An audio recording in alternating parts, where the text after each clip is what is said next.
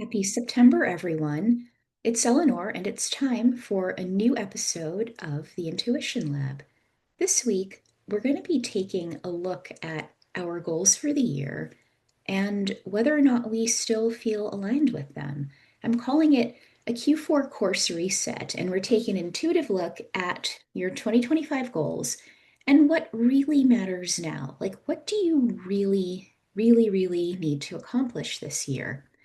So, the first thing I'm going to do is ask you, how are you doing? How do you feel about how your personal year has been going?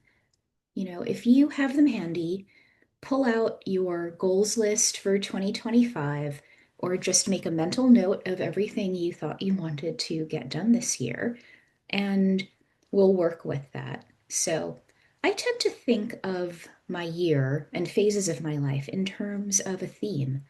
So instead of merely breaking things down by categories like work, business, health, fitness, relationships, spiritual wellness, etc., I tend to pick an overarching theme. And one of my perennial overarching themes is freedom. And for me, this year, I especially wanted to take a look at freedom from physical clutter. And I've been doing that. So I decided that besides just putting down sell the vintage from a former resale business I had, what I really wanted to do was feel a sense of freedom in my space.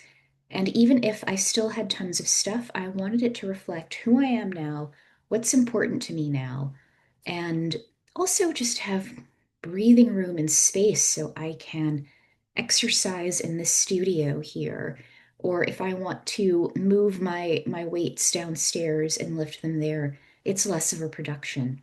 So, how are you doing? How many of the goals on your list did you achieve? And do they still feel aligned to you? Do you feel a sense of satisfaction for having achieved them?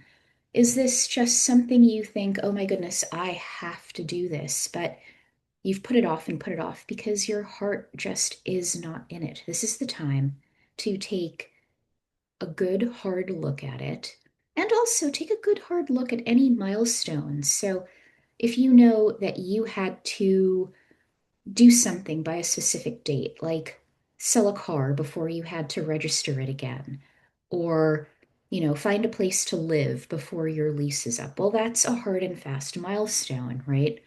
Um, but many other things we can just, put on the shelf for next year or maybe 2 years down the line when you're in a better position to do X, Y, or Z. Or you can delegate it to someone else because let's face it, sometimes many of us take on things that are not our responsibility, but really are up to someone else to do. And we've been shouldering their load for a bit too long. If that's you, you'd have permission to put it down and let grown adults handle their own stuff, right? But is this something you can just trash forever because it's really not you anymore? You have no intention of working on it. It's very freeing to just say, I am not going to do this. So once you've done that, ask yourself, tune into your intuition and ask yourself, what do you truly need to accomplish by the end of 2025? Is it on your list? Does it supersede things that are on your list? And I would also say that when you might even want to create a new list and just ask yourself, what is truly important to me right now in this moment from where I sit? And I'm going to use the phrase that I've started using, and maybe you hate it, is, can you do something today that your future self will thank you for? Because your future self is obviously predicated on who you are now, and if what you are working on does not reflect who you truly are now, your future self might think you wasted time on something that wasn't really important, or that you neglected to do something that would have set future self up to be really happy or calm or easeful, right? So take a fresh intuitive look.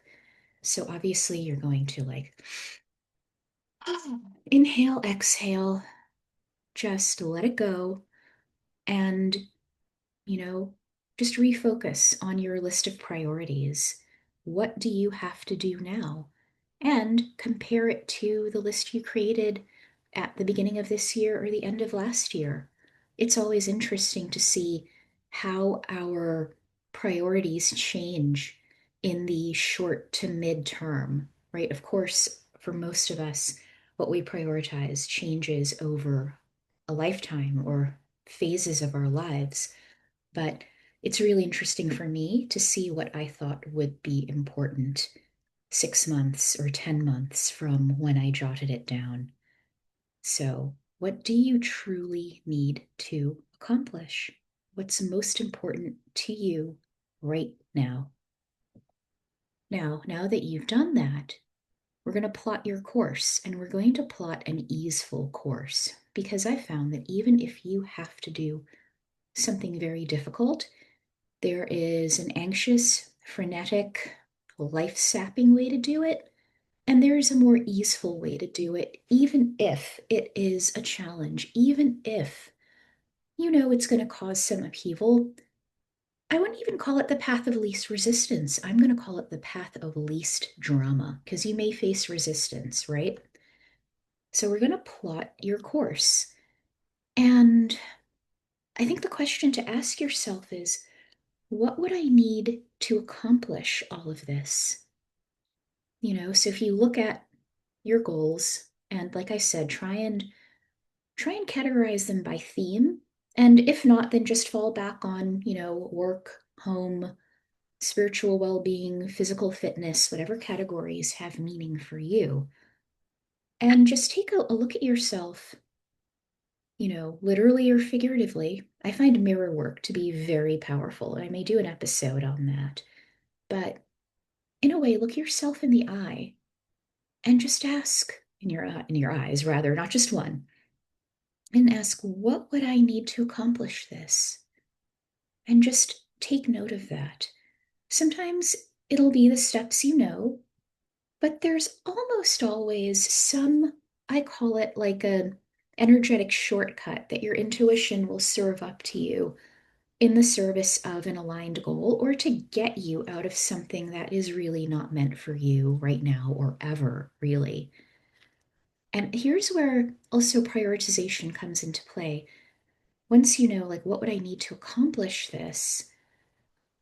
Make sure it's really, truly important. So, also, you can I like to have my list and also ask myself, what is my most urgent task that I have to accomplish? And just let that come from inside of you, not be dictated by outside influences and pressures. Um, Also, if you can assign time frames to things that you feel are important but not urgent, just let your mind fill in, your intuition, really, your intuitively guided mind, I should say, fill in. So I like to first group it by quarter, unless a specific date or month comes to mind. So next to each thing, I would jot down, you know, Q1, Q3, whatever the first inkling that comes to you, or Thanksgiving, or before Halloween, or by Christmas, or whatever you celebrate, right? By New Year's Eve. That can help you to let your intuition sort of order your task list for you. And, it really makes life easier when you use your intuition in prioritizing what is most important. The next thing is to visualize yourself working on it. If you're still dragging your feet a bit, or you need some help getting started, if you can see yourself doing it, great, but also tap into the feeling of doing it. Like, how would it feel to have it done? If it's something that you actually don't mind doing, but is a bit onerous, like cleaning out a garage, or for friends of mine who have younger and growing children, it's, I really need to go through all of the kids' clothes or toys or books and cull what they no longer use, what I can give away, what I can sell. you know, Maybe you have fun doing it. Maybe it's a nice way to reminisce, but feel or see yourself actually working on it. That can help to jumpstart your motivation, just jumpstart you doing the thing. Or it can show you that, maybe you're just not really into that right now. And also, do you see yourself doing it alone or with help? And if so, who? And how can they help you? These are all details that your intuition can fill in for you so you don't have to rack your brain as much. And also, I invite you at the end of all of this to sort of visualize or feel what it would be like to have everything accomplished by December 31st. Feel that sense of satisfaction. It's almost like you're tapping into the end result first and then allowing your mind and your intuition to reverse engineer how to get to that feeling. Sometimes it is helpful to start at the end first and work your way backward, because I find that details I would have missed if I do forward thinking or forward visualization will become apparent when I work from the back of it. And one thing I will also mention in terms of plotting your course for the rest of this year is to also look at what you need to accomplish these important goals. Do you have all the resources necessary? And if not, ask yourself and your higher self how you can get these resources, be it time, money, just help, a thing. There's so many ways you can get things from, free cycle or buy nothing groups, simply asking for help, or just putting the intention out to the universe. Like, it would be so easy for me to keep my home clean if I had a new vacuum.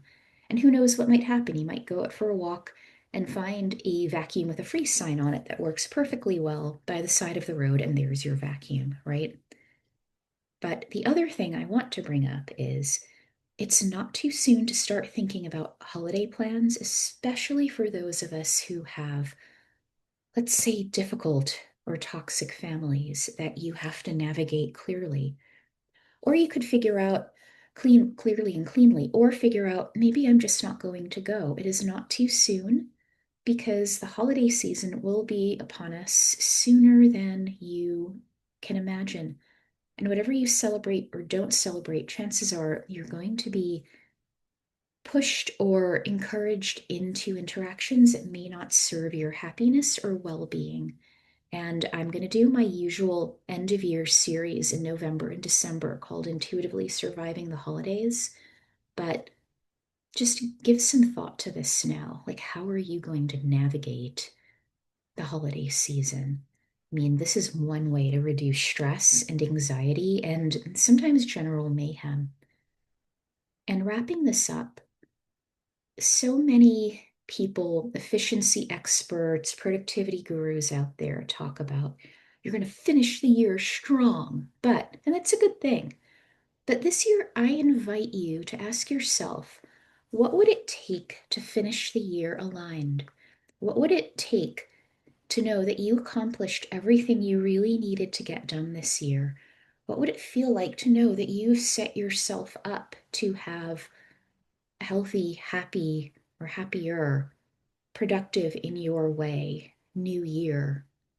It's never too soon to start thinking about it, and know that being accomplished doesn't necessarily mean that there's tons of hustle, because you can work hard and effectively without engaging in needless hustle. Sometimes you have to push, but I really don't like the whole Herculean effort way of getting things done. So I invite you to not necessarily finish the year strong, but finish the year aligned. And with that, I am sending you so much love. You know, tap into your intuition. It is a gift that is there to support you, truly. It's almost a selfish gift because its primary purpose is to support you on your life path. And if you would like some help in intuitive goal setting, intuitive decision making, being in community with people who are honing their intuition, I invite you to both join my mailing list and sign up for my new community launching soon, Pathfinders. You'll find links to both of those in the show notes. And if anything I've said has been helpful, please like, share, and subscribe. And most of all, like I said, What do you need to do to finish this year aligned? Much love. Talk to you next week. Bye.